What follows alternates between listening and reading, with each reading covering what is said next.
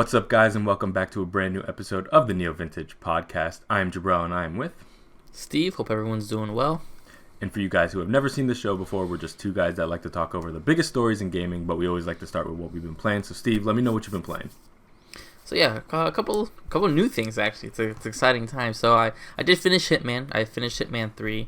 Loved it. I really liked the story. Felt very there. I know the story is not like the biggest appeal for Hitman, but I like that it was there enough to like come to a satisfied ending, and also not really tease the future, but kind of, you know, they've talked about how this is not the last Hitman game they're gonna make. It's the last of this sort of style trilogy.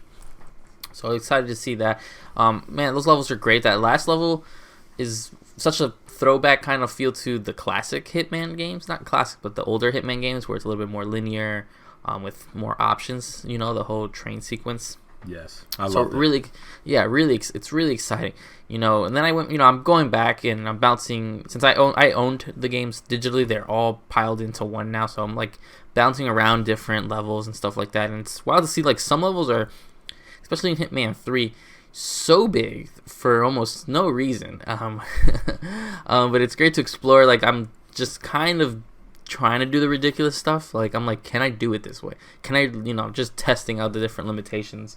And it's wild that you can pretty much do, you know, using the different tools, anything you can, especially as you unlock different outfits to start and how fast you can do it. So I still have it on my system just because I want to still play around with it.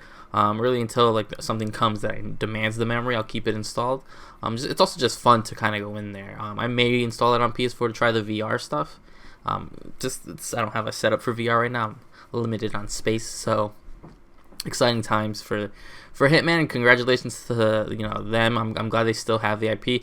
I'm disappointed. I'm not disappointed. I'm curious how Square let this go. It was Square, right, that let this go? Yeah, they used to publish it. Yeah. Yeah, you know, they published the first one. I'm like, you guys really let something go here. You let this go, but you gave us like The Quiet Man and Balong Wonderland, and I'm like, yeah, you guys are publishing that and making that. I think they recouped their costs too. I think I saw a story about that. It's been very profitable for them. Yeah, that they immediately from I want to say the first couple of days, they're like, oh, we recouped everything from development, from advertisement. So I'm like, that's great, because now from here on, the more it'll sell when it goes on sales and stuff. I'm like, it'll just bonuses and stuff like that, which is great for them. But yeah, shame on you, Square. So, in addition to that, you know, good old Game Pass came through with Cyber Shadow that just came out, which is published by, why can't I think of their name? I know Yacht Club has. Yacht Club published it. They didn't make it. There's confusion there, but they published it, which is great, and it's such a throwback. I don't even know it's Ninja Gaiden Mega Man, I guess. Yeah, pretty much. Yeah. It's with slight Metroidvania stuff, because there's not too much like going back like and forth yet. There is some like locked doors and stuff, but man, what a dope game! What a really awesome game. I've spent, I want to say, like 3 hours in it. I don't know how far I am because I die constantly. Just because it's that kind of game where you kind of got to get the nature of it. Gladly, there's like enough checkpoints that work for me. So I'm like really mastering the systems. The soundtrack's really amazing. Like, if I didn't know better, I would think Yacht Club made this. So they obviously probably helped a lot. But what a crazy good game. I don't really understand what's going on in the story. I know you're like a ninja from some group that used to watch over the city, and there's some robots acting wild, and now you're there. Yeah, but it's pretty much every NES game. Like, it's incomprehensible, the story. Yeah, so the story kind of lost me. I have no idea. But just the way it's designed, the way it is with like the boss battles, it's just so Mega Man. At the same time, you're like a cyber ninja, so it works beautifully. I can't wait to keep playing it. Again, I play decent. I want to say I do a few checkpoints at a time, because just that repetitive, because I die, and then now I'm getting to the point where like I can wall jump and wall slide, and I got things to throw. I can do some fire abilities. There's something else I forgot what I got. I got some other. Oh, I got like a ground pound attack with my sword. So it's like now I'm at the point where I'm like really just like moving along in that game. I'm like, I can pretty much take anything that comes at me. The boss designs, like there's one early on that reminds me so much of Gutsman, where like I was grinning ear to ear. It was fantastic. So really great game. I was upset because I didn't purchase the game because I'm trying to save money, and they just out of nowhere I went to Game Pass and it was there. on launch day, and I was like, oh, this is amazing. This is amazing. I don't have to buy this, and I do want to support them. Eventually, I will buy it, probably on Switch. But for now, until that time comes, I'm like, well, Game Pass is watching my back. So the other game I've been playing is actually The Medium, Bluebird's Team's The Medium, which is currently only on Xbox Series S and X. And so this is the first. This is the way they're marketing. This is pretty much the Demon Souls for Xbox, correct? This is the only Series S and X exclusive. I believe so. Yeah. That I know of. I want to say. And what an interesting one, because graphically it's not like top notch. And everything like that. The voice acting is not, the syncing of the voice lips and stuff like that aren't there. But what is showing that what this can do that I guess the past gen couldn't is really when you do the split, when you're half spirit world, half normal world, and you have literally two protagonists, two worlds running at the same time.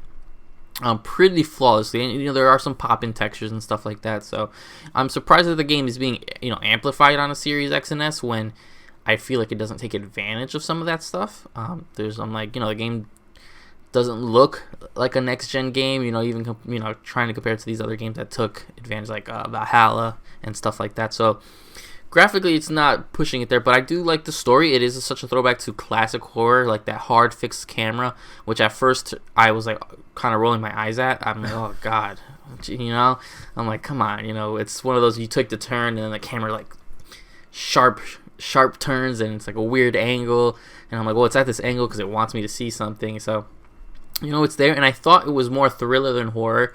That quickly changed when you get into the building. I forget what it is. The abandoned sort of hospital / company that's there, which I know you told me you were kind of like on the outskirts of. When you get in there, then it really kind of transfers to a horror game. There's like these talking spirits that will talk to you. Will talk to your spirit version when you turn to white hair and all that stuff. And then there's this monster chasing you. Not really spoiler it. Then they start crossing worlds, so you have to start worrying about these demons and spirits in the normal realm, and it just gets hyped. It gets me hyped because it's been a while since I played a horror game like that gets me on this edge. Super throwback to like the classic Resident Evils, because classic Resident Evils, the Silent Hills, because it's like borderline tank controls. It's not really tank controls, but she does walk a little stiff.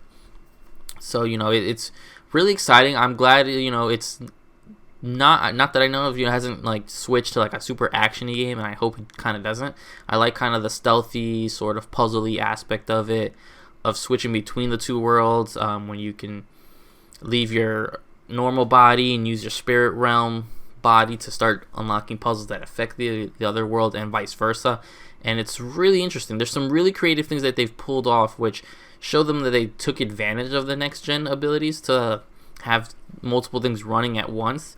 It may not look the best, but at least it's showing what things couldn't have done before. Because it really does split like you were playing like a multiplayer game, and it looked like you had two people playing at the same time with pretty smooth frame rates and stuff. So it may not be the juggernaut of a next gen game that people are expecting and waiting for, but it does show a good job of what I wanted in next gen, which was different experiences. I don't care how pretty it really looks if it's the same thing I've been doing forever. I mean, what's it really matter? So I'm glad it's kind of hitting that. So congratulations to them, and congratulations to Yacht Club and everyone else on Cyber Shadow, because those two games right now are, they hit at a good time. We weren't really playing anything and stuff like that, so it's a good time. So I know I took a little time, but yeah, that's what I've been playing. Jabril, what have you been up to? Well, yeah, it sounds like we've been pretty much playing the exact same games. I've had the same exact 3 as you. But I do want to start with one thing that I know you and I have to talk about, which is Balan Wonder World or whatever. Oh, Balan Wonderland. Okay. So I already came into this game with a rather negative opinion, but I was like, you know what? Let me put that away and give this a shot. There's some legendary associations and names associated to this title, so I was like, let me give it a shot.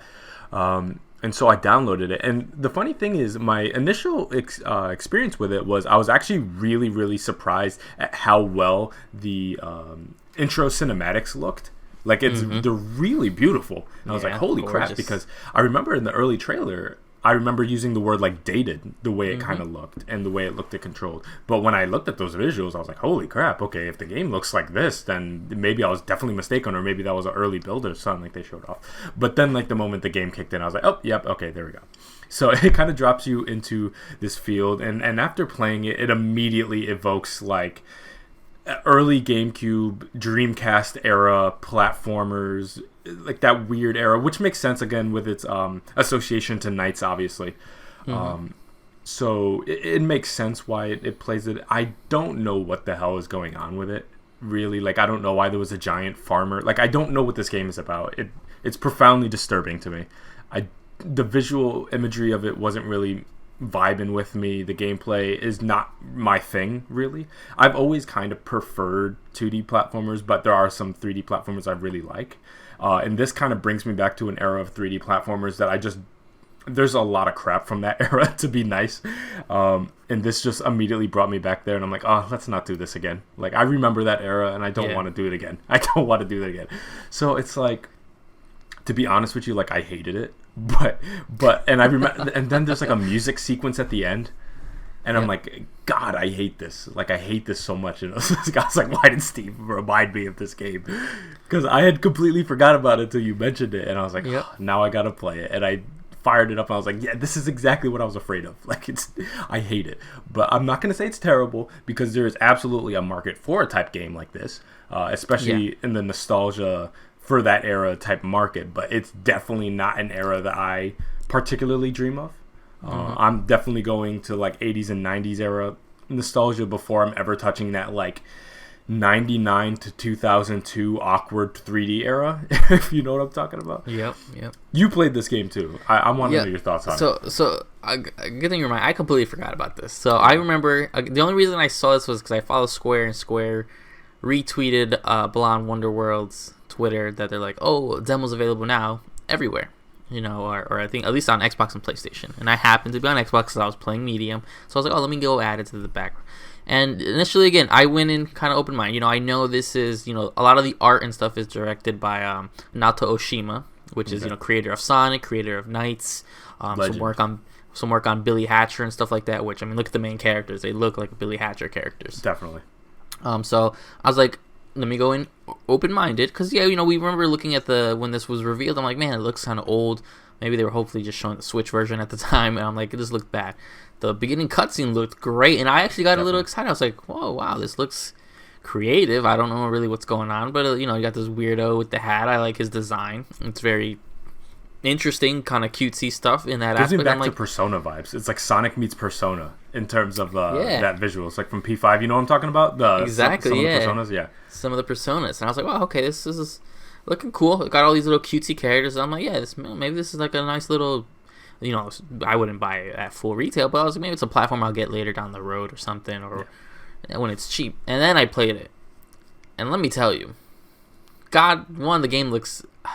Let's be honest, it's very colorful, but it's pretty bad. It's ugly as hell. Let's not. It's very the game is kind of looks terrible. Lots of pop-ins, which is wild to me that this a game like this can't really upkeep.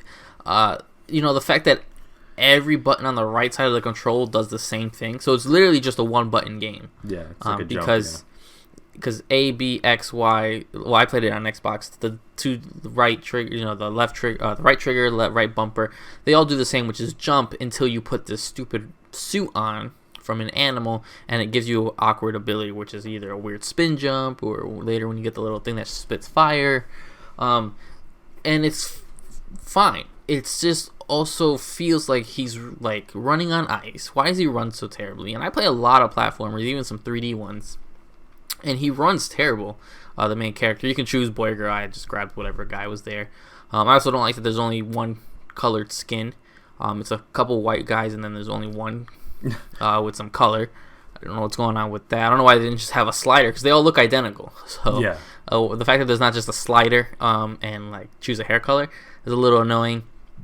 But yeah, he runs terrible. The jumping is one of the most delayed things I've ever seen. You wait literally almost a second in between button pushing to jumping, which is weird in a platformer. calling it a platform is rough because it's not really platforming. It's kind of like go get a costume, then you can break this one box to get through to collect some diamonds. There's like 3 different colored diamonds that I don't know what they do. Why is the red, purple, and yellow diamonds? What are they doing with this? I don't know what's going on. And then it's just also just so awkward. It also looks like, it reminds me of like when you get those ads on your iPhone or your Android, and it's like, oh, look at this amazing game, and you click and it's actually like a Farmville simulator. I'm like, why does this look so awkward and play so bad? And so I was actually really disappointed. You know, I beat the demo where you beat the farm level part 1 and 2, and if you go back, you have 2 more levels to try. I didn't want to try them. I had no... Oh, there's 4 total? So there's 4 total, because we tried Zone 1, which is the farm. You get access to Zone 4 and like 9 or something like that. But I had no desire to go into there. I think I immediately deleted it off my console. I was like, no thanks. And I was like, wow, that's great for the people that are there. I'm confused that this is what Square, you know, they're only publishing it, they're not developing it. But the developer, I remember in the opening cutscene, was a company called Balan Company now. So I'm like, well, this is a thing. You know, they named this company, this developer, after, I guess, I don't know if that thing with the hat is Balan or whatever it is, but I'm really surprised Square chose this to publish, because 1 doesn't really feel in their wheelhouse, 2 it's not that great. And Square does have missteps with publishing games like this, but I kind of thought this was going to be a nice little new 3D platformer in the vein of Knights or Billy Hatcher, you know, or Sonic. I thought it would look pretty solid, and it does feel exactly like you say, like a good 2000 to 2005 sort of random platformer when we were getting Tak and the Power of Juju, or Taz the Tasmanian Tiger, Taz the Tasmanian Tiger, or that guy with the. It's just a bunch of nonsense. It's like that era, you know, Blinks and all these weird games. I'm like, this is what it feels like to me. So yeah, that's my little rant on Balan Wonderworld. Yeah, and part of me when I first fired, you remember, I think it's like Cameo or something like that on Xbox. That it gave me like a little, like, maybe that is what they're kind of trying to go for. But that game is kind of way better than this. But yeah, it's just it's really not my cup of tea. And again, I'm not gonna say it's trash, because there's absolutely a market for this. I know some people are probably gonna like this game. And again, this is an early build. The final game, we have to give the benefit of the doubt. It's probably gonna be a little bit better, but not my thing at all. And I don't really have any interest in playing that, especially with the amount of games that are coming out and that are out right now. It's just, I don't have time to dedicate to stuff like that. And I guess I can move on to the other games that I played. So I also beat Hitman 3, and then I went back and I beat Hitman 1 again. And there was one level in particular I wanted to go back to, because it was one that used to kick my butt and I had a lot of trouble with, which is Colorado. And so coming out of Hitman 3, I was like, okay, now that my skills are, you know, a little sharp because I've been playing that game, let me go back to Colorado and see if I can beat it a little bit more smoother. And I was able to get through that one a lot more effectively. Do you remember Colorado? That's the one, that's the encampment, the militant encampment with the 4 targets in it, and you're like in the middle of like the country, and you have to sneak into a house to get the 3D printed guy's face. The guy's in the basement, right? It's when you're going for yep. Man, that's a rough level. That's a hard level. Ooh, it's brutal because there's 4 targets in there, and there's almost no way to like smoothly kill, like subtly kill them. You almost need to like kill them loud and just have exit strategies every time, and have like a costume nearby so you can switch a disguise really quick and just get out of the area. And just do that 4 times. So it's not easy to do. I had a lot of trouble, but I was able to finally beat that. So yeah, I've been having a lot of fun with Hitman. I don't have Hitman 2, so I'm like, I'm contemplating getting it, but I'm not sure yet right now, because I look digitally, it's like a full 60, and I'm like, I don't know if I'm trying to drop the 60 on Hitman 2 right now. Yeah, it's nuts. And when it comes to PS5, I need to go full digital because I don't have the disc slot. So I'm trying to figure out what I'm going to do there, because I really do want to play Hitman 2, because it's annoying to only be able to play 1 and 3. It's driving me nuts. And then Cyber Shadow. Wow, amazing game. Love it, love it, love it. I've only played 30 to 45 minutes, so I'll probably have more to report as I go along. I haven't unlocked all the abilities and stuff like that. But I've done a couple boss fights and stuff like that, and the game plays phenomenally. As you said, Ninja Gaiden meets a little bit of Mega Man. As someone who plays a lot of the NES era games of that style, I have the Ninja Gaiden, games up there on my shelf. It's a lot easier than those games. So it has that kind of like modern accessibility, but don't think it's easy at all. Again, Curse of the Moon for like Castlevania is basically this for Ninja Gaiden, so it's still very challenging. But honestly, like those original games are like damn near impossible until you memorize how the AI works and the different patterns. This one, I think you can wing a little bit more. You're going to die a lot still, but I think it's a little bit more adaptable, and that's one of the benefits of modern development, is that they're not super reliant on fixed movements. So things are predictable, but at the same time, you can kind of play around with your approach, and depending on your play style, you can kind of adapt that accordingly. So yeah, I'm having a really, really good time with that. I'm so glad that it's on Xbox Game Pass. And then I also dabbled in the medium, not far at all, so I don't have too much to report there other than... I like what I see so far. I bumped into some strange like performance issues where it's like a little jittery at times. I'm not, that one kind of surprised me because I'm like I think when you have like these incredibly powerful machines, anytime there's like a slightly longer load time or jittery, it's like jarring for us now, where it's like, wait a minute, you're not supposed to do this. But generally speaking, I think the game runs well. It looks pretty. I'm liking the story so far, but not too much to report just yet, and I'll have more to say about that next week. So yeah, I've pretty much been playing the exact same things as you. Which is good. So we'll have more updated. I don't know how long the medium is. I don't think it's that long. So hopefully, maybe I'll beat it by then. I don't know. I go back to work full time tomorrow, so we'll see. We'll see we'll do that. But so we'll have more thoughts on that next week, and let's jump into some of the stories here that we have for this week, which was an awkward week. I don't know. I felt like it was an awkward news week. Yeah. Some random things going on. But one close, near and dear to me, obviously I'm a huge Sonic fan, so Sega confirms that the Sonic the Hedgehog voice actor has departed his role. So Roger Craig Smith, the long-term voice actor of Sonic the Hedgehog, suggested that he is leaving the role. He had tweeted, "Well, 10 years was an amazing run. Onward to new zones. Much love to the fans who have been so kind," with the blue heart. The official Sonic the Hedgehog Twitter then confirmed his departure. They tweeted out, "For over 10 years, Roger Craig Smith has been an integral part of the Sega family. He brought the voice of Sonic to life, and we are forever grateful for his never-ending enthusiasm to helping the community and spreading joy. Thank you, Roger, for all you've done for Sonic." And so it was kind of a weird, bittersweet moment, because it almost seemed, the way they were talking about it was like, did Roger Craig Smith retire? He confirmed he did not retire. So it was weird. I'm surprised how big this kind of got, because Sonic has had so many voice actors. I think this has been the longest maybe one has stuck around. Roger Craig Smith. But it has not been that many games. So comparing that to the amount of roles that Sonic's had, it's surprising. But it's obviously, this means how far along is this next Sonic game that's kind of been teased in development? There was supposed to be a Sonic game in 2020 that never happened. Does that mean Roger Craig Smith is not that voice actor? Do they already have another voice actor? Is there not a Sonic game being created? So it's kind of a mixed role. It's all this other stuff that kind of came out afterwards that people were like, well, he hasn't confirmed that he doesn't have another role, but the way he said it is like, that's it. But he also kind of said it in a way like maybe he finished his last line and stuff like that. So we don't really know what's really going on with that. But Roger Craig Smith's not going anywhere. I don't know if he even still plays Chris Redfield in Resident Evil, but he did Chris Redfield in Resident Evil for a while, so he's not going anywhere. I'm curious who's going to be playing the new Sonic, the voice acting in Sonic. Nolan North. God, no. Please. I'll do it. I'll do it for a fraction of the price that any of these other actors would do it for. So hit me up, Sega. But yeah, what'd you think of this? Yeah, at first when I first read it, I was like, wait, what? Because I also thought of the same thing, that Sonic has had many voices, so it's not that this is not significant, but it's like, again, he's had multiple voice actors over a long stretch of time now. I mean, stretching back to the early 90s. And in like animated media and stuff like that. So I was like, okay, and then I looked, 10 years, and I brought up the games. I'm like, okay, so like he used in a couple, so that's cool.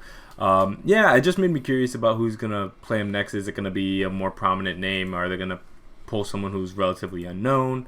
There's definitely a vibe to what the Sonic voice is.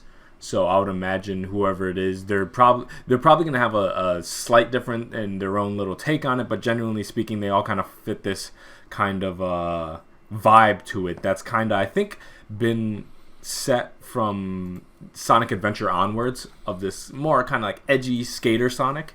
Ryan Drummond did that one. Yeah, and we're still kind of in that era. So I'm curious if we're ever going to get like a fundamental reinvention of what we think as the Sonic voice. Again, because again, like the 90s Sonic had a very distinct feel from what the 2000s Sonic is, and now we kind of inherit. Obviously, there was like the Sonic Boom era Sonic that had like a different vibe than that too. So I'm curious what they're going to use going forward. Because obviously, in terms of imagery wise, Sonic has that very early 2000s kind of feel to it.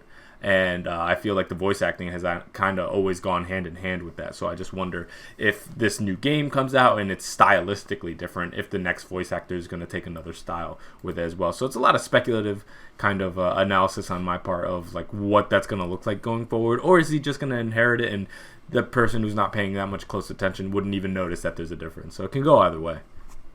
Yeah. I mean, there are some people, I guess, kind of just asking why not just use Ben Schwartz, who did Sonic in the movies, or in the new movie, and he's doing it on the sequel. He's a busy actor. I doubt he has time to be doing this, but you never know. They got Keanu Reeves to do Cyberpunk, so yeah. I wouldn't be mad at Ben Schwartz. I don't think he did a bad job as Sonic. No, not at all. Yeah. Maybe using that moving forward. I'm surprised that they again. I wonder if this was more that maybe he was done. Maybe just Roger Craig Smith getting a little bit too busy for the Sonic stuff and waiting, because I mean they never really explain. Well, they've been using Mike Pollock. He's been Eggman for like a long time now. He hasn't changed since the Sonic Adventure days. So it's curious, but at the same time, we'll just hopefully when a new Sonic game is announced, they announce it with whoever's voicing him. Yeah, I just need to know who's gonna voice Big the Cat going forward. That's my main concern actually right now. Yeah, you can do it. Yeah, no thanks. I'll be the new Sonic, you can be the new Big. Let's go fishing. Yeah. Something like that, right? Something like that. Yeah, pretty much. Alright, so I guess we can move on to the next story. And this one's kind of an interesting one. It's going to require us going back into the memory vaults a little bit. But back a few months ago, G4 officially confirmed that they are coming back, which is nuts. WWE's Xavier Woods, also of Up, Up, Down, Down, I believe on YouTube is his channel name, has joined as a new host, and Olivia Munn is in talks to rejoin as a host, which is awesome. G4 has now officially confirmed that X-Play and Attack of the Show will be returning in summer 2021. G4's Twitter and a teaser video that featured the show's logos and the voice of X-Play's host Adam Sessler, and the text, "We heard you, the legends return summer 2021. We never stopped playing." So this is actually very interesting news. And the moment I saw the story, I was like, this is actually a cool opportunity for us to not only discover or discuss this, G4 coming back, but also our experience with G4 and what our thoughts were about it in general. So I'm very intrigued with it coming back. Obviously, it seems like they're going to at least partially keep the same format of, I don't know if they're going back to TV or is this a completely online venture. I'm not sure. I don't have a cable package. I have no intention of going back to TV. So if it's going to be a predominantly TV-based thing, I won't be able to really watch this. But back in the day, I loved X-Play. But I'm just very interested to see how the G4 format works in the modern game industry, because things have changed so much since G4 has been off the air. And I feel like in many ways, what G4 kind of set up has been adapted and adopted in many places, especially like I think of like a lot of IGN shows that definitely have that X-Play vibe to them, specifically on the site when they talk about different news stuff. Like it's definitely in the same vibe, or like even like GameStop has their own thing. Like if you go into the store, that's very X-Play-ish format. And GameStop TV. Yeah, Attack of the Show was really, really fun too as well. So I'm curious to see how those shows work and how they look. I know Adam Sessler's kind of kept a pretty consistent presence in the game industry for some time now, so it's cool to see him be able to return back into that role. So I liked G4 back in the day. The funny thing is my favorite show on G4 was actually kind of like a video game history show, so that was probably the one that I watched the most, and I would love to see if something like that could come back, but that has been... There's so many like documentaries and books and YouTube channels about that dedicated to that subject right now. I don't know if there's a need for that as a dedicated show on G4, but what are your thoughts on this? So yeah, it's very interesting because G4 has a small part, of history because I want to say this was like early 2000s that this launched, and gaming really wasn't nearly what it was now, where it's kind of accepted everywhere, and you can make all these documentaries and sell shows and stuff like that. So having a channel where they would do like looks and playthroughs and all that stuff, TV for gamers and all that nonsense, not nonsense, but all that good stuff they were doing. So it's interesting that they're bringing it back, and they've been teasing this for a while now. I think we mentioned it when they first talked about it, but I think so. Bringing back Attack of the Show and all these other ones, I'm curious. Now, I'm curious how much they're gonna adapt. I don't know. It's just I'm curious to see where this goes. Because most of the original people are gone. Like Jessica Chobot was on there. At one point, Ryan Dunn, who's known for his Jackass and Viva La Bam stuff, he's deceased now, but he was on there as a co-host. I don't remember what he was doing co-host stuff. It must have been like a skating game. But now we have. But it's like, what are they gonna offer that someone else doesn't offer? Because they had some shows that were pretty much podcast before podcast, and it's gonna be hard to kind of rework that now. Again, relying on some of this nostalgic stuff with Attack of the Show and stuff may help. It may get your familiar community back. I think it'll either grow really quickly and start recruiting people. I think that's one thing they're gonna do. I always had a impression Alana Pierce was gonna go to them. Just before I knew she was signing with Sony or Santa Monica, sorry, where she went. So it's just I'm curious who's gonna be brought in to kind of revamp it. And make it feel new at the same time. You can't just pick up where you left off in 2000. When did this end? In 2012? It was before the PS4 era, definitely. So we're talking at latest 2012, 2011. Because I think I was in early high school when it died, so it's probably around there. Yeah, let me see. Yeah, in late 2012. So that's they were gonna relaunch it, and then they ended up shuttering it 2013, 14. Gotcha. So it's been a while. The industry's changed. We don't need a dedicated TV channel. My TV, I have a smart TV, and it has a channel called Journey that constantly has these gaming sort of documentaries. There was literally, I watched an hour and a half of this dude trying to track down Bubble Bobble 2 on NES. Oh, wow. And let me tell you, it was an exciting time. I bet. That sounds awesome. He was going everywhere. Yeah, I went to send it to you, but then it's a weird app on my TV that I can't. Gotcha. I don't know how it's connected. I gotta track it down somehow. So it's these are the things that they have to offer something new. Yeah.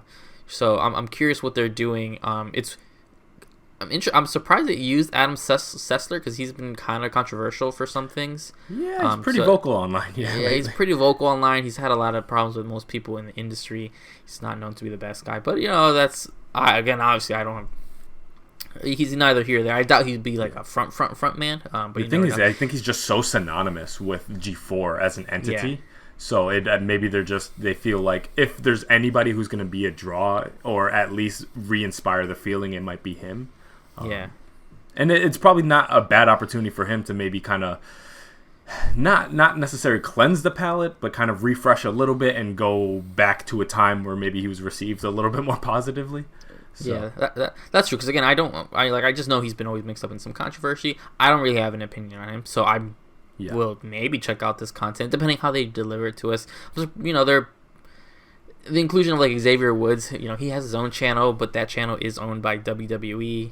Yeah. So how much this works, because they own the up down down thing, and he also just works with so many YouTubers. He's famously he works with Kinda Funny constantly. Yeah, that's a good get for them though. Xavier Woods is a really talented guy. So yeah, he's a really talented guy. He knows his stuff about gaming. So it's interesting to see who the core crew is. Yeah. Olivia Munn is no joke too. If anything, her public profile has only grown tremendously since G4. Yep.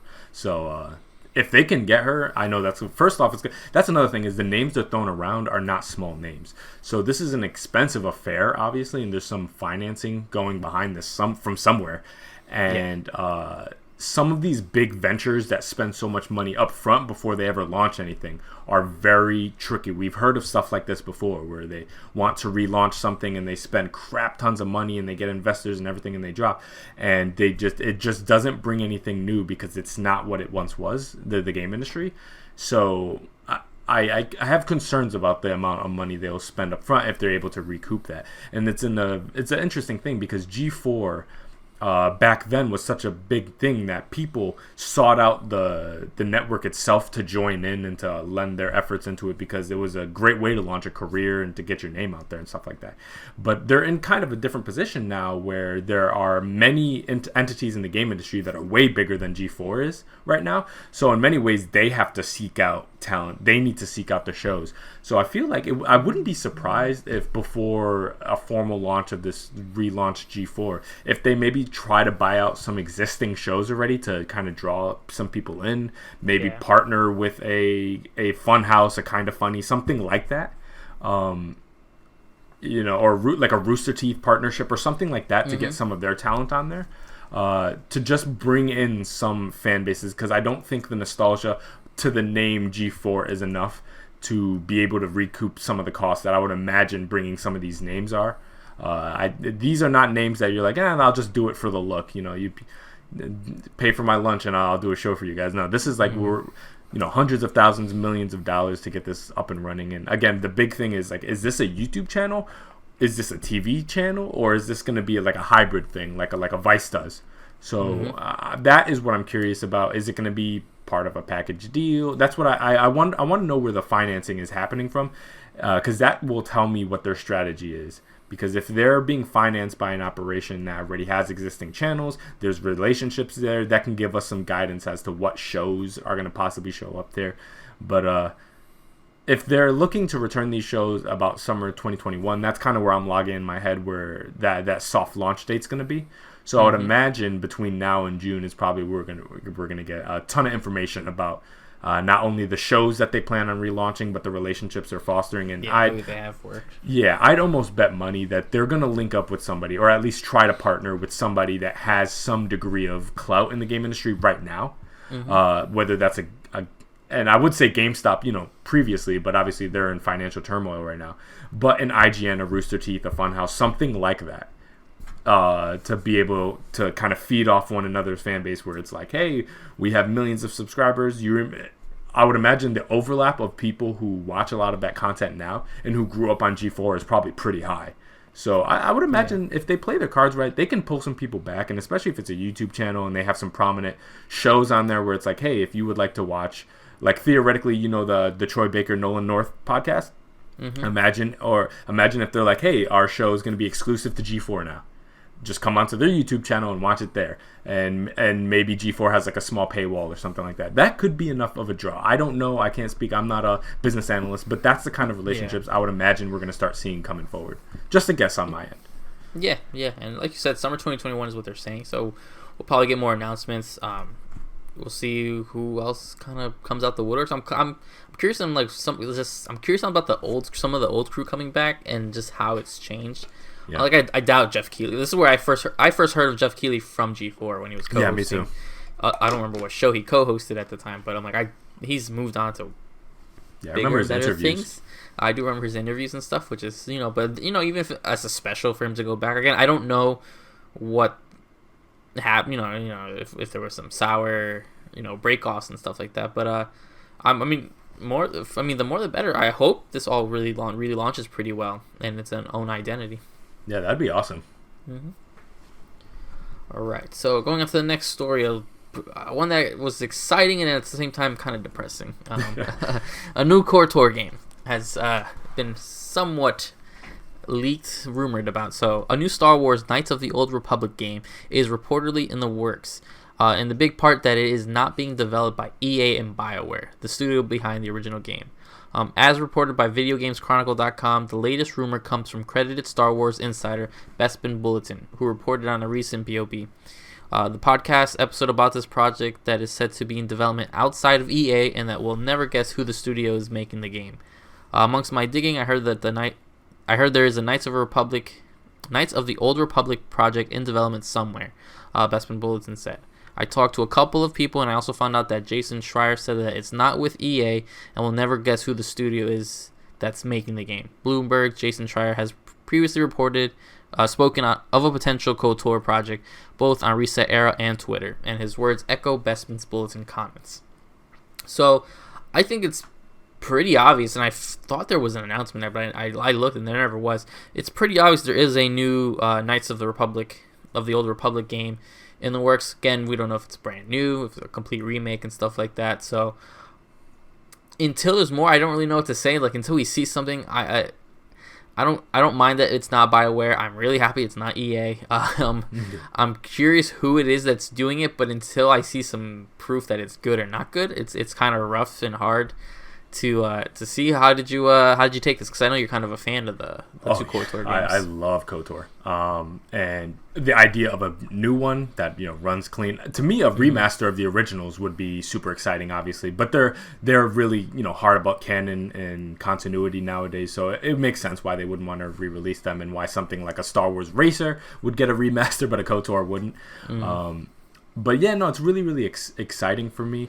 But obviously, with the whole post-EA exclusivity era that we're in right now, it could literally be anyone. Like, I have no clue who they're going to make relationships. We know about the Ubisoft thing that's going to be happening, but it doesn't sound like a Ubisoft exclusivity is going to be what's happening next, especially with the fact that EA is going to be continuing doing Star Wars. So it seems like they're just opening it up. So, I mean, it could honestly be anyone, and I wonder what level of budget we're talking about here. You know what I mean? Is it going to be a smaller team? Is it going to be a dedicated? I would hope they go to a team that's very experienced with RPGs. KOTOR is pretty deeply and balanced. It just matters a lot in a well-designed world, and having a lot of playability really, really matters when it comes to KOTOR. So I just hope that they do a good job in that regard in terms of choosing a team who has experience in making that kind of battle style. The KOTOR games are, I wouldn't say peculiar, but it's a very remnant of that era, so I'm curious to see how they bring that to the modern time. Maybe they Final Fantasy VII remake it a little bit, where they have that old style to it, but they give it a lot of modern flair and a little bit of a freedom to move and stuff like that. Not that it's going to go active time battle or anything like that. Another thing that's interesting is the fact that Star Wars, as a marketing push right now, has moved into this High Republic era. So I wonder if the whole idea of like, oh, it's a KOTOR game, but it's not with this team, and is it a sequel? Is it a reboot? This honestly could be Star Wars Knights of the High Republic. That's a possibility too, because this is the era that we're in right now, and I don't know if they're gonna try to mix it. It's a multimedia front, from what I understand. We don't know if directly there's gonna be any movies associated to this era. Likely they might do one or two or something like that. But there's gonna be book deals. There's gonna be comics and probably animated material at some point. So I wouldn't be surprised if they do like a KOTOR style game set in the High Republic, so that they can keep it all canon, keep it all in the same continuity and the same marketing push that they're doing right now, while at the same time evoking a lot of the goodwill that those old KOTOR games set up for everybody. So yeah, no, I'm really, really excited about it, but we definitely need more information. But if these Star Wars podcasts are saying it, and to me, once Jason Schreier signs off on it, I'm on board. He has a really good track record of being right about these things, and it makes a lot of sense, especially with the fact that you got Lego Star Wars doing its thing. Respawn has their own kind of Star Wars game. DICE is probably going to release more Star Wars games. So you got the shooters, you got the kind of like third-person action games, you got the Lego adventure type game. So a more RPG like game makes all the sense in the world of why they put a team back on that. It's kind of untapped and has been untapped for upwards of 15 years probably at this point. So it's really, really good news for me. But again, this is a game that I feel like can be easily botched, very easily. These are not easy games to make, and it's a game style that hasn't been touched, especially by Star Wars, in a very long time. So we're in kind of a weird Star Wars limbo period in general, let alone what this specific game turns out to be. So fingers crossed, but it's kind of like I'm a little apprehensive too. Yeah, because you don't even know where this even goes. Do they keep it as an RPG? Do they start twisting it? And so many companies that I would have liked to see the on this are probably they're exclusive now and stuff like that. Like, I personally would have liked to see Obsidian on a KOTOR, which would be my because the second one's amazing. Guess. Yeah. So I would like them, but now with them being purchased and stuff like that, it's probably not them. It'll probably be a company that's. My thing, it'll probably not even be a big name. It'll probably just be a random company that was sort of assembled for this. So Yeah, I mean, if I was Xbox, I would have pushed hard for that. But understandably, I mean, Obsidian's lineup right now is just swamped with all the stuff they're gonna do. They're gonna do, and I'm sorry, I forget the name, but it's that Skyrim looking type game that they're doing. Yeah. Not to mention they have that one where you're like shrunk down into like a survival game. So they have a lot on their plate right now. If I was Xbox, if I could finesse Obsidian into doing another KOTOR game that's like an Xbox exclusive, I think that would be tremendous. Like Star Wars is an amazing thing to do, to have associated to your platform. So I would have pushed hard for that, but obviously Obsidian's swamped. Xbox doesn't seem to be wanting to play the exclusive game, and Yeah. I don't even know if Obsidian wants to do that, to be honest, because who knows how many of those names are still even at the studio. That's true. That's true as well. Yeah, there's probably a whole different lineup of people that even at the studio. I'm sure there's like a couple people left from the KOTOR days, but I mean that was a really, really long time ago. We're talking about base Xbox, so yeah, it's like 04. So yeah, and you know they've pretty much changed into a first-person shooter, definitely game, except with that miniature game. Yeah, we're kind of like in the New Vegas onward era and less of that KOTOR era. So Yep. As much it would be awesome to see that name attached to it, it would be a completely different lineup. So to me, a modern Obsidian developed KOTOR game could be just as off as a third party, some brand new person touching it, because neither team probably would have worked on it previously. So Exactly. So I guess we can jump into the loose topic right now that I'm pretty excited to talk about. So Next Gen came out back in November. We had a lot to say about the launch. Now about 2 months or so has passed. We're coming into February now. It's actually closer to 3 months now because we had all of December and January. So now we can kind of follow up and see what our thoughts have been. So we could talk about like how our general experience has been. Now that some time has passed, which of the two consoles has gotten a little bit more usage? What are our thoughts about the machines now with a little bit of time? And of all the next-gen games that you've played on these devices, which one are you feeling so far? So generally speaking, what's your experience been with next-gen now that a little bit of time has passed? Yeah, so we went into this very differently than most people. I guess some people were really expecting a complete revolution, a complete reset of what it is to play video games. We just wanted better games, and better ways to play them. So that's really the way it's been. So I'm satisfied with both consoles. They upgraded it in the areas I wanted: faster load times, faster downloading speeds, especially when you look on Sony's end. I wanted my games to download faster so I can play faster. Obviously, in a busy world, that we want to be able to download and play things quicker. So that's all really helped. A better controller, a more fitting controller to have better experiences. So I would say both consoles are and did do that for me. So in general, I'm really excited that I did get in on the ground floor for both systems. In a world where I missed out on one of them, I'd probably be more upset if I didn't have my PS5. Just because most of the experiences until the medium, most of the experiences I could play on PS5 and technically on PC as well. Because I think the medium is on PC, even through Game Pass as well. But so I do favor my PS5 a little more. I will admit that, but that's the one that's got a little bit more play. But it's really just kind of depending, because now for the next week I will probably be playing my Xbox more, thanks to the medium, thanks to Cyber Shadow and Game Pass. So it's like a mixed bag. But definitely I've been on my PS5 way more. But they also just launched with better titles. Literally everything that the Xbox One launched, or the Xbox Series launched, everything that they launched and really pushed for was on PS5. Valhalla, Watch Dogs, all that stuff. So that's where I've kind of been, where I'm just like, I'm glad that this generation kind of went in and hit my expectations. Not necessarily, they didn't necessarily blow or surpass my expectations. They kind of just like at least satisfied my expectations.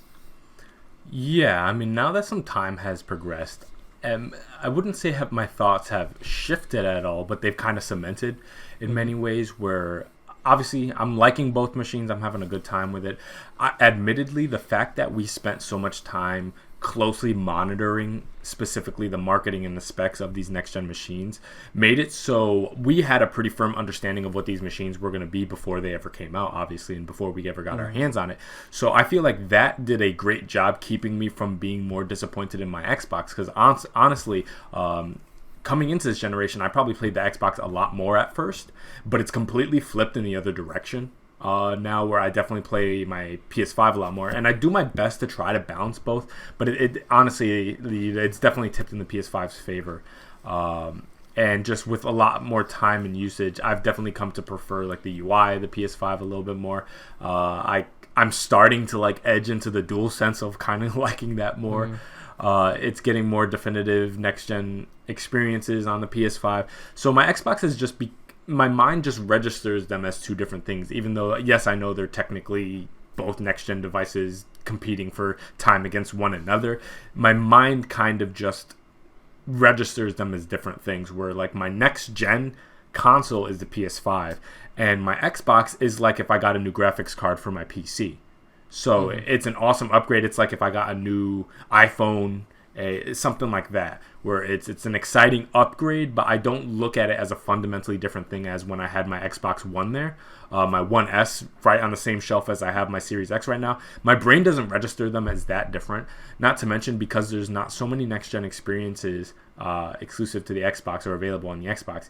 I end up using it a lot for backwards compatibility, so I've been playing a lot of GTA 4 on it, a little bit of Assassin's Creed on it, a lot of just older games on there. And so because of all that, my experiences are just fundamentally different. So like when I'm going on my PlayStation 5, yeah, I'm playing like a Miles Morales, a Demon Souls. And then when I go to play on my Xbox, it's playing something from, 12 years ago. So it naturally puts it a little bit as a disadvantage. And I'm hoping at some point, especially once Halo comes out, this can shift a little bit. But I've definitely edged more in the direction of preferring the PS5. And I think that has more to do with the offerings and less to do with the hardware itself, because obviously the Series X is capable of some amazing things. There's just not too much available to utilize that. I would say, generally speaking, I'm very happy with this generation so far. There's been some tremendous titles coming out. It's been a slightly more low-key next-gen launch than previous ones, and a lot of that has to do with the pandemic, because so many games were pushed off. I feel like if the pandemic never happened, these games launch when they're supposed to, the consoles launch when they're supposed to. Things are fundamentally different, obviously, and I think this is more of an exciting affair. But because so much got pushed into the latter half of 2021, and we still got a ton of things at launch, things are a little bit more spaced, things are a little bit more calm, and I think a lot of what tempers not the expectations, but tempers the experience for a lot of people is the fact that this is, for me, the first time since the Wii probably that it's felt like there's a new device out that so many people don't have. So it feels like a minority of people even are partaking in this conversation about these next gen devices, which again, the last time it felt like this for me was the Wii. The Wii obviously lasted almost like 2 years before I feel like it was widespread adopted, but and hopefully it doesn't take that long for these devices. But that's what it kind of feels like right now, where it's like besides you, I literally don't know anybody else with a PS5. Yeah. You're the only one I know with a PS5 or an Xbox Series X, and nobody else has it. I know a lot of people who are trying. I know some people who have almost given into the scalpers, and then I've talked them off the ledge. And it's like, don't do it. Trust me, don't do it.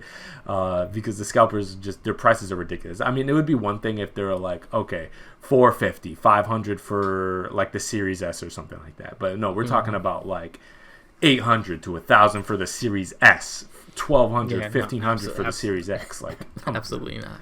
Stop it. And the PS5 prices, forget about it. I've seen ridiculous amounts, like in thousands.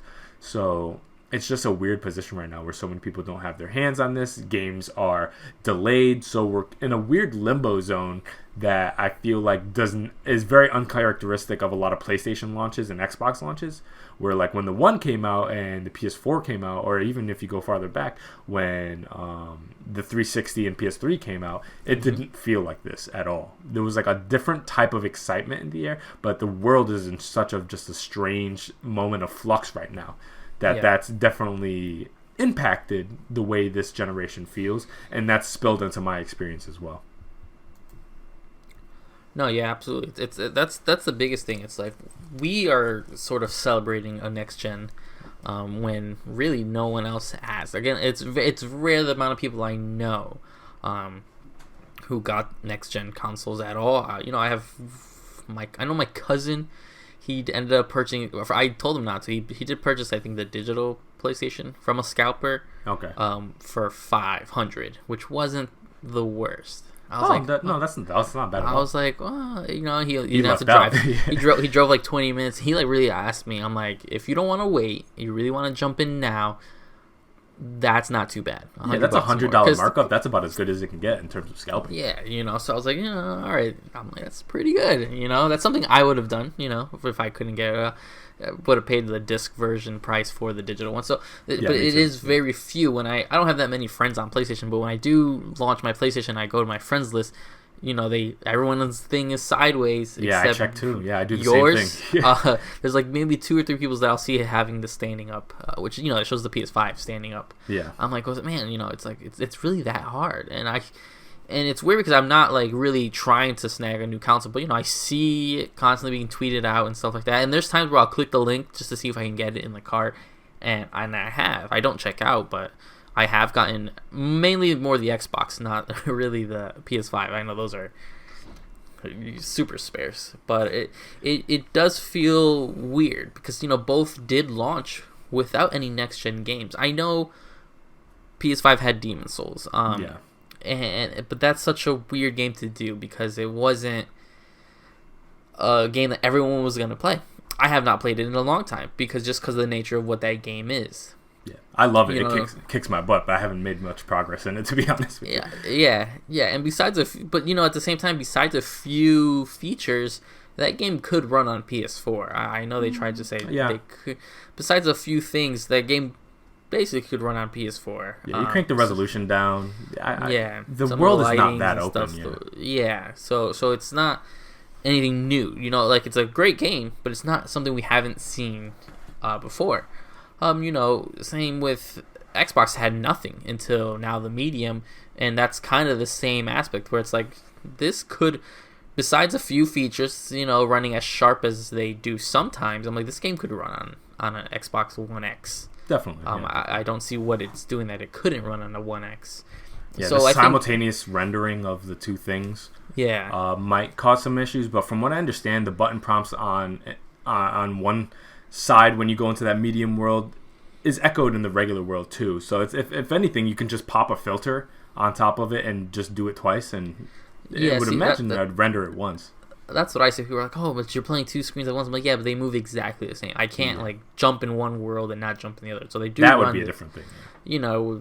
Stuff like that. So I think that's what's. If I had to say something was missing from this launch, are these next gen only games. Like if PlayStation would have launched with Ratchet, and as far as we know, Ratchet is a PS5 only game, and Xbox would have launched with anything. Halo, like it was supposed to.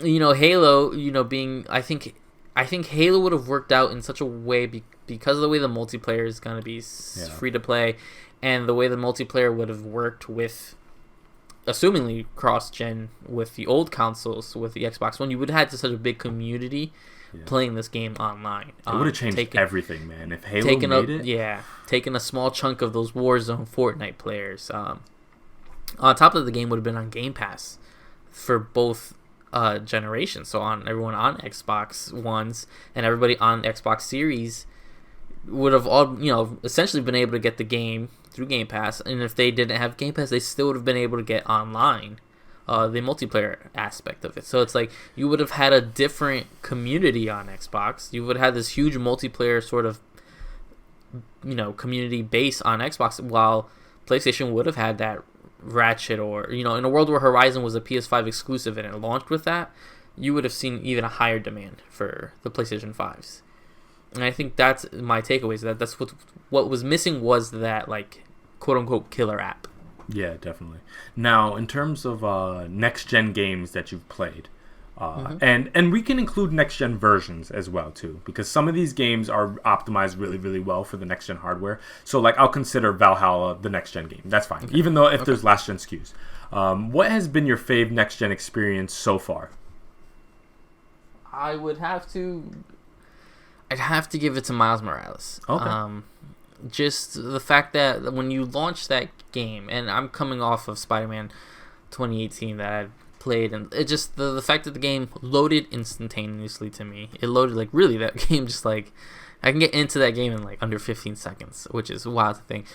From the art style to the graphics to the fact, just like the little things like when the snow's hitting your suit, the way it melts off your suit, and all those kind of things really just worked well. You know, I have to give honorable mention. You know, I really do like what like Valhalla did and stuff like that, and I've seen. You know, I didn't get to see the difference because my Xbox One, my Xbox Series came in the same day Valhalla did. I know you were, I think, a day late, so you got to experience it on both. Yeah. So I don't really see it for Valhalla. I know everything that runs really well in Valhalla, but it also is, and not to take anything away from it, it's more Assassin's Creed. You know, it's a lot that we saw in Odyssey and stuff like that. You know, Watch Dogs. I still have not even launched Watch Dogs. I have it Stinker alert. I have it installed and it's on my Xbox. I just have not played it. It's right here. Still have not played it. You know, but I think the big one that we thought would have been the one was Cyberpunk. Yeah. And unfortunately, that went a whole another way. So I kind of have to give it to Miles just because it's overall it hit everything I needed to. It looks better, it plays better, it runs better. You know, the story scenes are great. The story is there where other games, you know, Demon's Souls doesn't really have a story. I know it has a story, so hopefully fanboys and the community don't come after it. But come on, let's be honest, it doesn't really have a story. It has more lore than story, I'd say, in your defense. You know, so it is the more lore-heavy one based.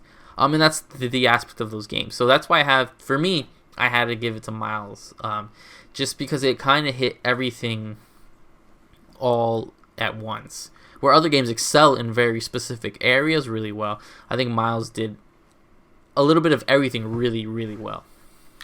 Yeah, mine pretty much the same. Miles Morales, definitive next-gen experience, does things, especially with the ray tracing and just how smooth it runs that last-gen could not even touch. Front to back. Again, it's a shorter experience, so that's a little bit unfortunate.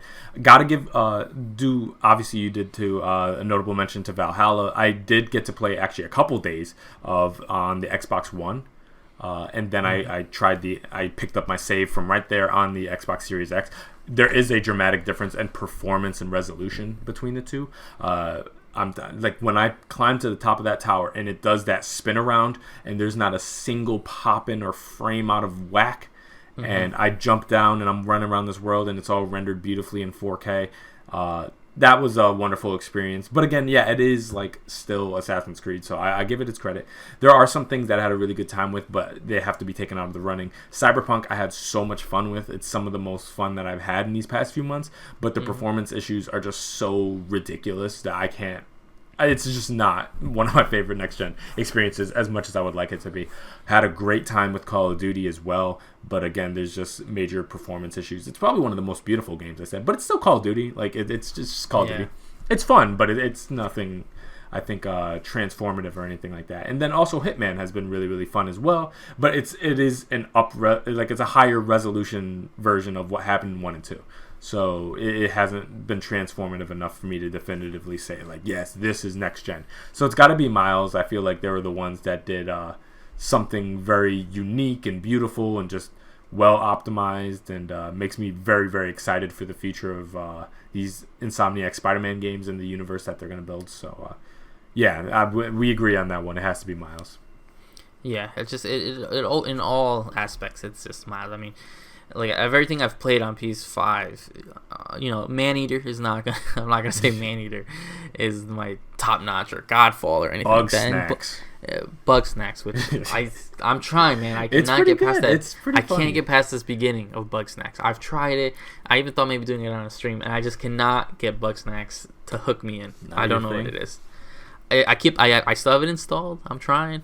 Yakuza too. Yakuza is worth mentioning, but yeah, you know, Yakuza is really a great game. You know, the issue I didn't give, because I almost instinctively wanted to say that was my favorite next gen, but I'm like, nothing about that game. It is not next gen. It's up-res. It looks pretty, and it's sharp, and I love the game, but I don't think if I were to go put that on my Xbox One, which I'm going to do because I want to be able to play it in the bedroom as well. I don't think I'm going to notice much difference. Maybe slightly longer load times. Maybe slightly longer load times. No quick resume. So and no quick resume. But I do have to say that's a really great game. Yeah, definitely. But yeah, we're on the same track there. So yeah, next gen so far for me has been a thumbs up, but kind of like a reluctant thumbs up. Not like, oh my god, this has been the best generation. I still feel like in many ways I feel like it kind of feels like a beta a little bit, like a soft launch. Like we're the early adopters. We got to prove we're the Amazon Luna early people, and we're trying it out, but it has not had widespread adoption yet. So this is probably how those like Google Glass people felt.